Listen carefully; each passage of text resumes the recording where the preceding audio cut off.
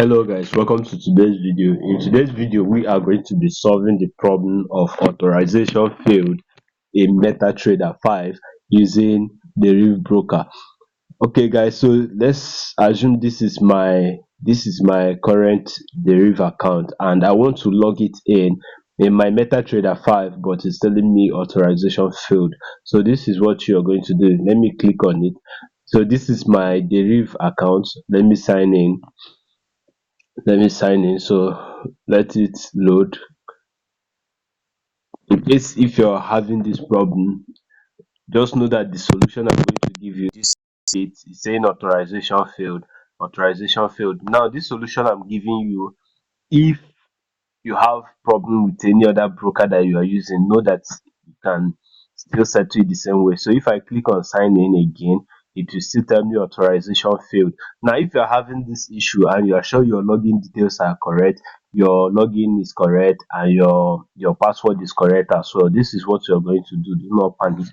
First of all, you are going to go to your browser. Okay, so now when you get to your browser, you go over to the site directly. You type deriv.com. So Deriv is the broker I want to use. Now you're going to log in into that your account, that your Deriv account. So you're going to log in directly. So now when you click on login, you're supposed to enter your details, except if you've already logged in before. So you might not need to enter your password again. Now when you reach this interface, you're going to see options and you're going to see CFDs. Now I will click on this CFDs because this is where I want to trade.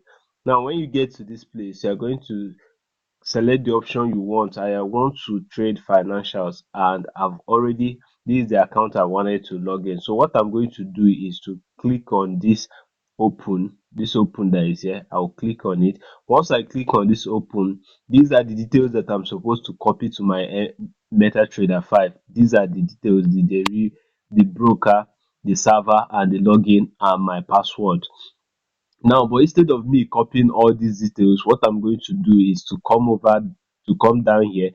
Here you're going to see MetaTrader 5 web terminal, MetaTrader 5 with mobile app. So this is what I would want to do. I will click on this one. Once I click on it, it's going to open MetaTrader 5 straight. This is it. I will not need to enter my password again. So I don't need to. As you can see, I'm logged in, so I do not need to enter my password. So now the problem of authorization failed has been solved. So with this, I can continue my trading. So that is it, guys. Don't forget, I said